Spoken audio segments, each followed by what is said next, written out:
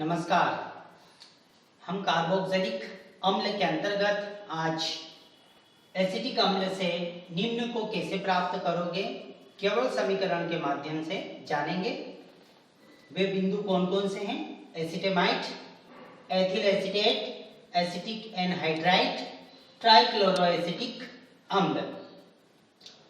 इन उत्पादों को हम एसिटिक अम्ल से प्राप्त करेंगे। तो सर्वप्रथम हमारा प्रथम बिंदु है एसिटेमाइड। एसिटिक अम्ल से एसिटेमाइड कैसे बनता है? तो एसिटिक अम्ल के साथ अमोनिया को गर्म किया जाता है तो एसिटेमाइड प्राप्त होता है। आइए केवल समीकरण के माध्यम से जानें। तो फर्स्ट हम एसिटेमाइड बनाएंगे। CH3COOH, ये एसिटिक अम्ल का सूत्र, प्लस NH3 अमोनिया। अमोनिया और एसिटिक अम्ल की आपस में अभिक्रिया होगी। फर्स्ट स्टेप में अमोनिया एसिटिक अम्ल के साथ जुड़ जाएगा।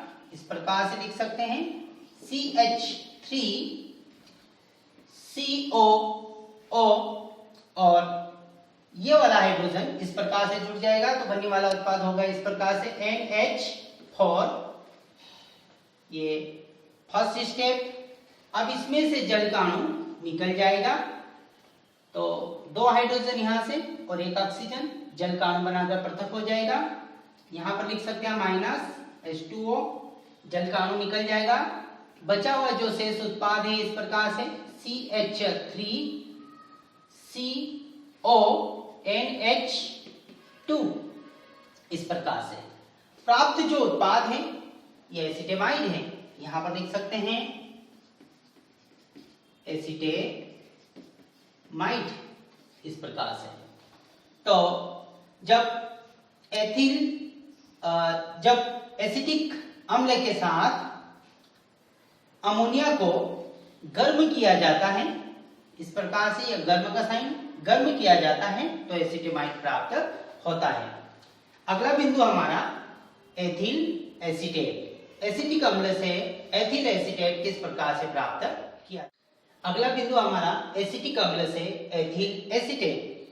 तो जब एसिटिक अम्ल की अभिक्रिया एथाइल अल्कोहल के साथ सल्फ्यूरिक अम्ल की उपस्थिति में हो तो एथिल एसीटेट प्राप्त होता है। आइए समीकरण के माध्यम से जानें। तो इस प्रकार से दूसरा बिंदु हमारा, यह हमने एसिटिक एसिड का सूत्र लिखा CH3COOH plus C2H5OH, ethyl alcohol. H2SO4 की प्रेजेंस में अभिक्रिया होगी इस प्रकार से।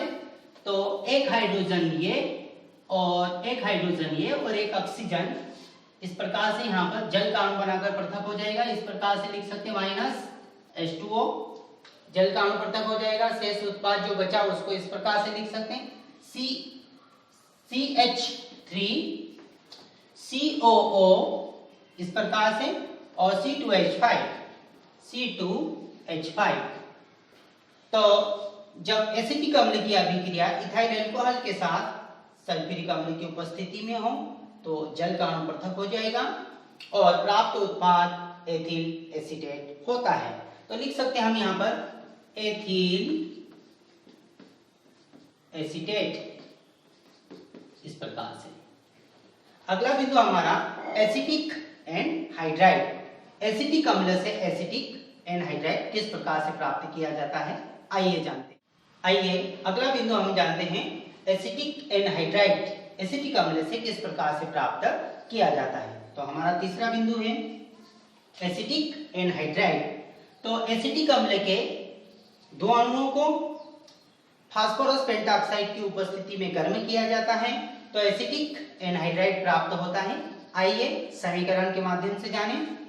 CH3COOH, दो अणुओं को इस प्रकार से लेंगे समीकरण को आसानी से निरूपित किया जा सके, समझाया जा सके, इसलिए इस प्रकार से निरूपित करेंगे CH3COOH इस प्रकार से। तो यहां से ये जल का अणु निकल जाएगा। अभिक्रिया होगी P2O5 की प्रेजेंस में, यहां से जल का अणु निकल जाएगा, लिख सकते हैं हम एरो के नीचे या ऊपर लिख सकते हैं -H2O, बचा हुआ शेष उत्पाद होगा एसिटिक एनहाइड्राइड, इस प्रकार से लिख सकते हैं CH3CO, एक ऑक्सीजन को इस प्रकार से लिख सकते हैं CH3CO, और ये जो उत्पाद है इसे बोलते हैं एसिटिक एनहाइड्राइड, लिख सकते हैं यहां पर एसिटिक एनहाइड्राइड, इस प्रकार से। अगला बिंदु हमारा ट्राइक्लोरो एसिटिक अम्ल। आइए अगला बिंदु हम जानते हैं एसिटिक अम्ल से ट्राइक्लोरो एसिटिक अम्ल किस प्रकार से बनाया जाता है। आइए समीकरण के माध्यम से जानें। चौथा और अंतिम बिंदु हमारा इस प्रकार से CH3COOH, ये एसिटिक अम्ल लिया। एसिटिक अम्ल की अभिक्रिया क्लोरीन के साथ कराएंगे, Cl2, 3 अणु लेंगे हम, तो क्लोरीन हाइड्रोजन को विस्थापित कर देगा, बनने वाला उत्पाद इस प्रकार से होगा CCl3, हाइड्रोजन क्लोरीन के साथ HCl का अणु बनाकर पृथक हो जाएगा, शेष उत्पाद इस प्रकार से COOH प्लस 3HCl, तो प्राप्त उत्पाद ट्राइक्लोरो एसिटिक अम्ल। इस प्रकार से 3 क्लोरीन है और एसिटिक अम्ल, ट्राइक्लोरो एसिटिक अम्ल, ट्राइक्लोरो